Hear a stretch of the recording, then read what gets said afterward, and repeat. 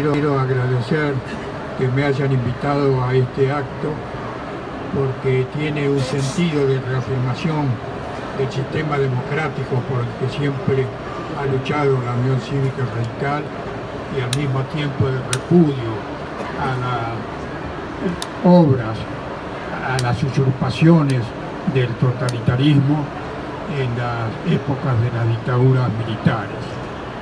Concretamente, me quiero referir a la última dictadura militar. Todo este panorama de la democracia actual y del autoritarismo que le precedió está perfectamente relatado por Javier Quinterno en La Cacha. Y puedo decir que este libro es sinónimo de la verdad y creo, no es jactancia personal, que puedo asegurarlo, porque yo viví las mismas experiencias, no en La Cacha, sino en otro centro de detención clandestina que era la escuelita de Bahía Blanca. Yo también fui secuestrado. En el momento de mi secuestro, al que se ha referido en La Cacha nuestro querido amigo Javier, saquearon mi domicilio. Eran militares, no fue la policía. No tenían ética, como robaban lo ajeno.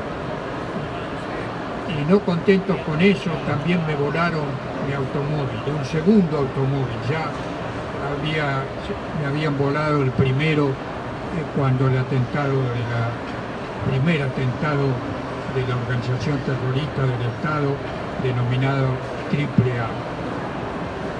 Eso fue el 21 de noviembre de 1973.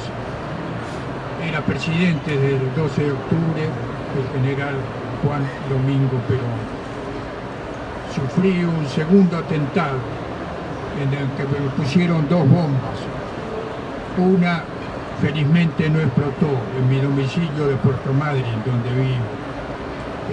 Destruyó parte de mi casa y la onda expansiva fue tan grande que yo golpeé con el techo porque estaba durmiendo. Y después sufrí un tercer atentado. Hechos como estos lo menciono porque no para exaltar nada vinculado a mi persona, sino porque son los hechos que se denuncian en La Cacha. En ese tercer atentado ya fue durante la dictadura militar cuando me secuestraron en 1976, el 17 de agosto, el Día del Libertador. Así honraban al Libertador los militares de aquel entonces. No quiero generalizar, me refiero a eso, sino a todos los militares de todos los tiempos, y menos a los posteriores que nada tienen que ver con ese desastroso periodo histórico del régimen autoritario. La Cacha es sinónimo de la verdad. Todo lo que dice son sucesos que han ocurrido. Los campos de concentración, el que conoció Javier y el que conocí yo, la escuelita, las torturas, los malos tratos. No me refiero a los robos y los saqueos porque al fin y al cabo los bienes materiales son los menos importantes, sino a lo que significaba. Y es importante decir esto porque lo hemos sufrido dos radicales que condenamos siempre la violencia, que nunca creímos en la década del 70 cuando estaba de moda ser revolucionario. La Unión Cívica Radical era el único partido que se definía como reformista y lo seguimos haciendo. Somos reformistas porque queremos la reforma profunda de la sociedad para que haya un sentido social en todas las decisiones del gobierno. El libro comienza describiendo lo que pasaba en un pueblo de la provincia, en Saladillo. Y eso tiene mucho valor, porque en esos pueblos no se suele haber la información que tenemos en las grandes ciudades de la República. La Cacha no escatima esfuerzos para describir ese periodo nefasto que precedió a la democracia que hoy tenemos. A veces una gran democracia como con Raúl Alfonsín, que hoy en día es sin duda un prócer de la democracia argentina, un prócer de la República. Pero es bueno que se sepa que esta democracia no cayó del cielo y que no llegamos al sistema como fruto de la casualidad. Se llegó a la democracia porque hubo una generación que luchó para obtenerla y que sufrió grandes sacrificios en esa lucha, como lo relata Javier en La Cacha, como lo puedo decir yo. En realidad lo tengo escrito en mis memorias que están por ser publicadas ahora por Eudel. Por eso es importante. Nosotros hemos recibido un fuego sagrado de aquella generación en la cual Raúl Alfonsín fue figura descollante. Hemos recibido una antorcha que tenemos que llevar adelante en el país, para que en el país impere la libertad, impere la justicia. En lo personal, y con esto termino, quiero decir que ninguna de las vicisitudes que me tocó vivir me dejó resentimiento. Yo nunca hice un juicio contra el Estado, y cuando, sin hacerlo, me dieron una indemnización por ley, tuve el gusto de donarla para que se hiciera una escuela, y yo no soy Rockefeller ni nada que se parezca en materia económica. Así que, estimados amigos, aprovecho esta ocasión de la presentación de este valioso libro, cuya lectura aconsejo que hagan todos para poder seguir todas las memorias de una época. En lo personal, quiero aprovechar para ratificar mis ideas, mis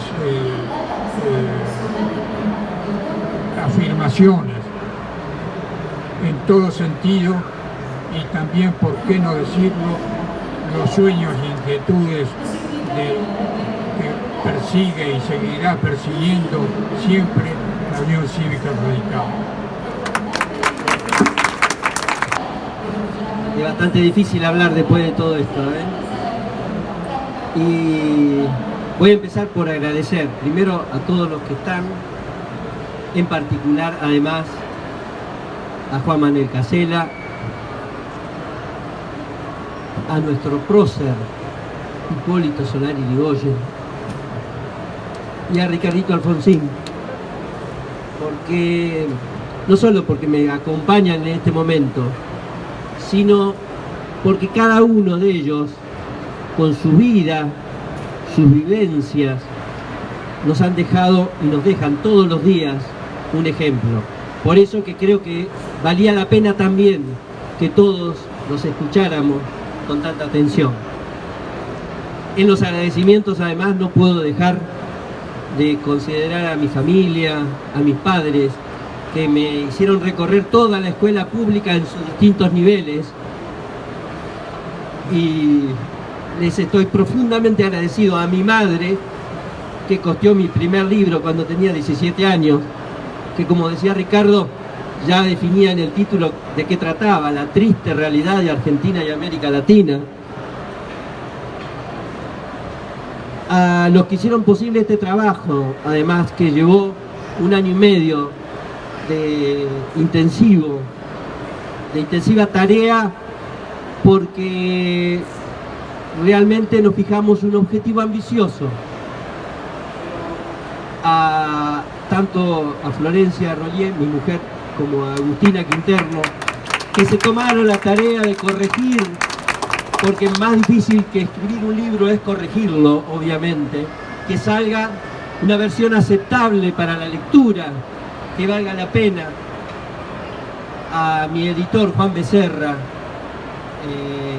que fue capaz de mirarlo con la visión del editor, que es la visión del lector.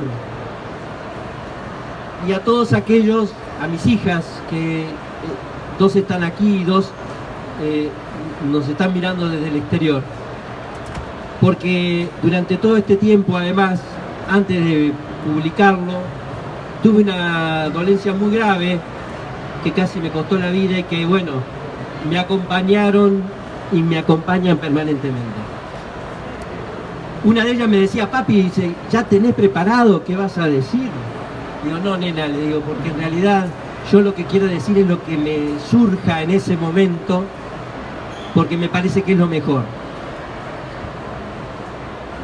Y voy a ser muy sintético en realidad.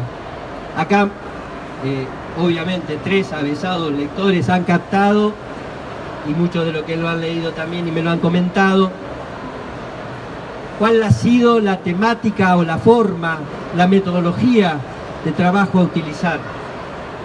Porque efectivamente se trataba de dejar un testimonio. Ustedes me dirán, ¿por qué esperaste 40 años para contar esta historia? Eva, a quien conozco desde los inicios de la democracia, me insistía desde el 83, del 84 en realidad, que yo tenía que escribir este libro. Y no le hice caso hasta 40 años después casi. Y en realidad, de lo que se trató, de lo que se trata, y por eso yo no se lo voy a comentar, porque necesito que lo compren también, obviamente. Se trataba de, por un lado, transmitirle al conjunto lo que nos ocurrió a los argentinos, cómo fue que nos caímos de la civilización y transitamos un periodo terrible. Y creo que, como lo dijo muy bien Ricardo, los capítulos impares hasta el 32, los impares, que son la narración, tal cual decía Cachi, de los 36 días del secuestro, la tortura y demás, que son muy duros, extremadamente duros, van intercalados con la evaluación y el análisis histórico de los años previos al golpe de Estado y posteriores al golpe de Estado de 1976. Sirven, es cierto, para aliviar un poco el relato, que es muy duro, sobre todo la etapa de la tortura. Y quiero ser claro en esto. Yo guardé en el disco de mi cerebro esos recuerdos que cuando lo abrí para contarlos, me surgieron con un nivel de fidelidad tan grande que me pareció absolutamente irreverente edulcorarlos o bajarles el tono de la dureza que ese tipo de relato tenía. Y no lo hice para victimizarme, efectivamente, como aquí se dijo, porque en realidad lo que traté de transmitir, o lo que trato de transmitir, es lo que siente alguien a quien le ocurre una situación de esas características. No es lo que me ocurrió a mí, es lo que le ocurrió a miles de argentinos. Y, como muy bien lo dijo Cachi, la mayoría de ellos no puede dar testimonio porque no tiene la voz vigente para poder decir lo que les ocurrió. Y mi obligación entonces era contarlo y decirlo tal cual, aunque cause impresión. Y si causa impresión, mejor todavía, porque de lo que se trata es de que entendamos qué fue lo que nos pasó a los argentinos en los años de plomo. El análisis histórico, los capítulos pares hasta el 32, en realidad, nos tratan de ubicar en una visión diferente de la realidad argentina, vista desde un pequeño pueblo de la provincia de Buenos Aires y por un pequeño grupo de 8 personas que efectivamente, como muy bien dijo Hipólito, tomamos la decisión de resistir al golpe de Estado antes de que se produjera, y era muy difícil resistir al golpe de Estado con Isabel Martínez gobernando en la Argentina, que era de las principales golpistas con su propia gestión. Y la resistencia posterior, desde el primer día que el golpe se produce, sin esperar, sin tomar de ninguna manera la recomendación que muchos nos dieron de hay que desencillar hasta que aclare. No fue así. Fernando Volonté, a quien quiero honrar con estas palabras, nos acompañó como el grande irresponsable, poniendo todo de sí, inclusive su propio diario, para tratar de ser parte expuesta, pública, de esa resistencia. Por eso es que cuando en ese relato histórico nosotros después vamos recorriendo la etapa de la recuperación de la democracia, empieza en realidad otra historia. Yo quiero decirles que una de las decisiones por las cuales termino de definir hacer el libro es porque tardamos 37 años en todos los juzgados, en todos los tribunales, para que 15 cadenas el corolario a la lucha y a la pérdida de las vidas de quienes pasaron en su momento por la Cacha.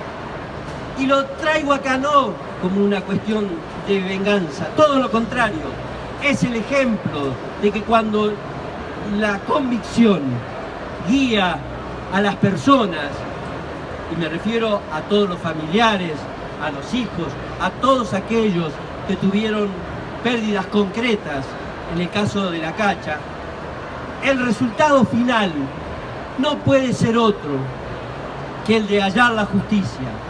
Ese es un ejemplo para todos los argentinos. Cuando muchos creen que hay temas que no tienen solución, yo, que me satisface y es el mayor placer que tengo en este momento, que es hablar con los jóvenes y transmitirles, aparte de esta experiencia, algún nivel de otra experiencia en lo político, le digo que los grandes temas, si se siguen con convicción, se obtiene el resultado deseado, sea del carácter que sea. Por eso que desde esa perspectiva también tiene una visión optimista. Nosotros sufrimos avances y retrocesos en este tema, avances notables, como acá se dijo, como el tema de la anulación de la autoamnistía, como el tema de la CONADEP, como el tema del juicio y sentencia a las juntas militares, y también sufrimos retrocesos, como por ejemplo la instrucción a los fiscales, la ley de obediencia debida, la ley de punto final, etcétera, los indultos de Menem. Y cuando ocurrieron estos últimos, los indultos, volvimos al punto cero, cuando en su momento nos juntamos los sobrevivientes de la Cacha para presentar en Madrid nuestro planteo, para que cuando alguno de los represores que nos habían torturado en la Cacha pasaran por España, la justicia de España hiciera lo que la justicia argentina no iba a hacer, porque estaba el indulto, por ejemplo. Y desde entonces, y con esa experiencia, cuando después ocurrió la anulación de las leyes de obediencia debida, de punto final, y también de los indultos de Menem, y en su momento alguien planteó hacer el juicio de la verdad, que era un juicio testimonial, porque en realidad ninguno de los que responsables podía ser obligado a comparecer, En realidad el único objetivo que tenían los juicios de la verdad era saber qué había pasado. Parecía un absurdo plantear saber qué había pasado, sin embargo era clave, porque después, cuando la historia empezó a cambiar realmente, y empezó a cambiar porque todos hicieron su aporte, todos hicieron su aporte. En la democracia y en la historia de la democracia de los argentinos, todos tienen sus más y todos tienen sus menos. Cuando eso ocurrió, esos juicios de la verdad fueron prácticamente la cabeza de los juicios específicos, ya con todos los responsables en el corralito para rendirle cuentas. Y cuando nosotros pudimos percibir 37 años después que un Echecolás histérico o quienes nos habían torturado eran conducidos por el mismo servicio penitenciario que nos había tenido en su momento detenidos, porque la cacha funcionaba en donde estaba, es decir, bajo la jurisdicción de las fuerzas conjuntas, pero el jefe era un hombre del servicio penitenciario porque estaba al lado de la unidad 9 de Olmos. Cuando esa gente, en el medio de gritos y demás y puteadas contra la democracia, eran conducidos a los distintos celulares para llevárselo a cumplir su condena, cadenas perpetuas, tuvimos el alivio de saber que habíamos cumplido con todos aquellos que no estaban en ese momento para prestar su testimonio. Por eso es que la satisfacción es haberlo hecho, haber cumplido. Cuando yo tuve este problema de salud tan grave en noviembre, sin haberlo presentado, lo presenté en diciembre, tuve la sensación de que me iba a faltar algo si Tito terminaba ahí, porque uno no sabe cuándo le llega el día, sin haberlo hecho. Razón de más entonces para corregirlo, lo corregimos en la sala del hospital, es decir, lo corregimos en la habitación del Hospital Español con Florencia, con Agustina, para poder presentarlo. Por eso que la satisfacción es enorme, porque creo que la sensación es haber cumplido. Y en lo personal, eso tiene un valor inestimable. Muchísimas gracias.